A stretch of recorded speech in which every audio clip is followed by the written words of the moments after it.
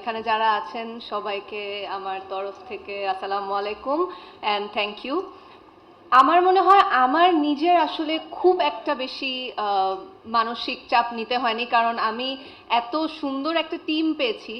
Specially আমার director Raihan Rafi ভাইয়া অনেক হেল্প করেছিল আমাদের শুরুতে ক্যারেক্টারটা নিয়ে ভাবার, এবং সেই সাথে আমাদের hair makeup and costume team যারা ছিলেন, হেয়ারে রিনা আপা ছিলেন, মেকআপে তারেক ভাইয়া ছিলেন এবং কস্টিউমে সান আপু, এবং পুরো টিমের যারা ছিলেন সবাই আসলে আমাকে এবং পুরো টিমকে এতটা সাপোর্ট দিয়েছেন যে প্রতিটা ক্যারেক্টার যেন ডিফারেন্ট হয়। এর আগে যেভাবে দেখা গিয়েছে আমাদেরকে তার থেকে একদমই ভিন্ন রকম কিছু হয়। সো আমার আসলে খুবই বেশি মেন্টাল কোনো প্রেশার নিতে হয়নি, সব কিছু আমার জন্য আমার টিমই করে দিয়েছে। হ্যাঁ, আমি যেটা বলছিলাম যে আগেই বলেছিলাম যে আমার ইচ্ছা ছিল, এবং এবার এই ইচ্ছাটা পূরণ হলো যে মেগাস্টার শাকিব খানের সাথে ফাইনালি সিনেমাটা করা হলো। আর আমার সবসময় ইচ্ছা থাকে ভালো কাজ করা, ভালো মানের কাজ করা। আর সেই সাথে যেহেতু শাকিব ভাইয়া বলেই দিল যে ভবিষ্যতে একটা সুযোগ আছে আবার কাজ হওয়ার, তাহলে তো আর মানে আর কোনো কোনো কিছুই বলার নাই বোধহয়।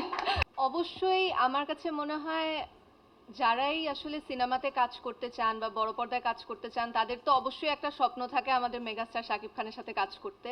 এবং এর আগেও আমি বিভিন্ন জায়গায় বলেছি যে আমি যখন বড় পর্দায় কাজ করব আমি এমন একটাই ছবি করতে চাই, যেটা তখন অবশ্যই নাম উল্লেখ করে বলিনি, কিন্তু এমন একটা ছবি করতে চাই যেখানে আমাদের মেগাস্টার শাকিব খান আছেন, এবং এমন একটা ছবি করতে চাই যেটা বাণিজ্যিকভাবে সফল হবে বা হওয়ার সম্ভাবনা আছে। সো আমার কাছে তো অবশ্যই এটা একটা স্বপ্নের মতো, এবং আমি আসলে ফিল করে আমি খুবই লাকি যে আমি আমার প্রথম সিনেমাতেই এরকম বিশাল বড় অ্যারেঞ্জমেন্টে কাজ করতে পারছি।